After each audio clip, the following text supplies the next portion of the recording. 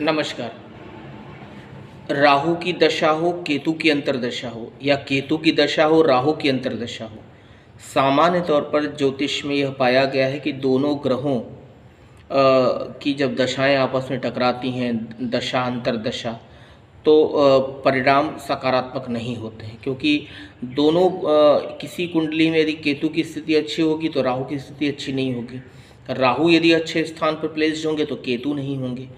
तो इन दोनों ग्रहों का जब कॉम्बिनेशन दशागत बनता है, केतु की महादशा में राहु की अंतर्दशा, राहु की महादशा में केतु की अंतर्दशा, तो यह कहीं न कहीं जीवन में भटकाव, जीवन में बिछोह, जीवन में परेशानियों का कारक होता है।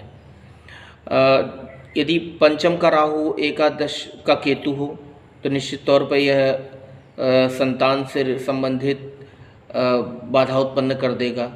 यदि सप्तम का राहु, लग्न का केतु हो तो वैवाहिक जीवन पे संकट, लग्न का राहु सप्तम पे केतु तो वैवाहिक जीवन में संकट, अष्टम का राहु सेकंड हाउस का केतु तो परिवार में विघटन, भाग्य में राहु तीसरे भाव में केतु या तीसरे में राहु भाग्य में केतु तो अचानक से जो है अचानक से जीवन में बदलाव आना, अचानक से जो है भाग्य वश किसी चीज़ का हानि हो जाना, ये सब योग बना रहता है। तो राहु की महादशा, केतु की अंतर्दशा यदि कुंडली में चल रही हो, और हाँ, ज़्यादातर पाया गया कि दोनों ग्रह खराब नहीं होते किसी व्यक्ति की कुंडली में ज़्यादातर। वैसे तो ज्योतिष में कोई भी फार्मूला सेट नहीं है, कोई भी एक फार्मूले पे कभी भी प्रेडिक्शन की नहीं जा सकती है। ऐसी भी कुंडली हो सकती है जहाँ दोनों स्थितियों में राहु और केतु खराब हों, ऐसी भी कुंडली हो सकती है जहाँ दोनों स्थितियों में राहु केतु ठीक भी हों।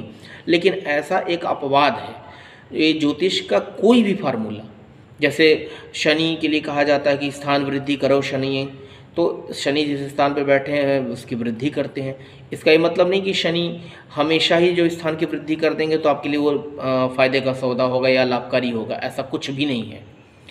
तो किसी भी स्थिति में यदि राहु और केतु की दशा अंतर्दशा चल रही हो और जीवन में आपके परेशानी आ रही हो, तो आपको श्री गणेश और माँ दुर्गा का अनुष्ठान करना चाहिए।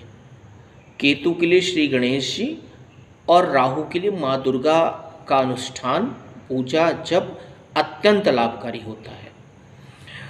यदि आप माँ दुर्गा की पूजा करने में कोई अड़चन महसूस करते हैं तो आप जो है पहले ग्रह की पूजा करें। जैसे कि पहले पूजा का सिस्टम ये है कि यदि हमें जिस ग्रह से समस्या हो रही है उस ग्रह की भी शांति करें और उनके इष्ट की भी पूजा करें, तब तो उसका पूर्णतः फल प्राप्त होता है। होता क्या है कि हमने ग्रह की शांति करा ली, इष्ट की पूजा ही नहीं की।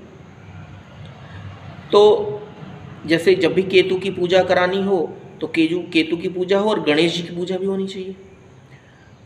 या जैसे अगर मंगल की शांति करानी तो मंगल की पूजा होनी चाहिए, हनुमान जी की भी पूजा होनी चाहिए, तब तो आप उसका पूर्णतः फल पाएंगे।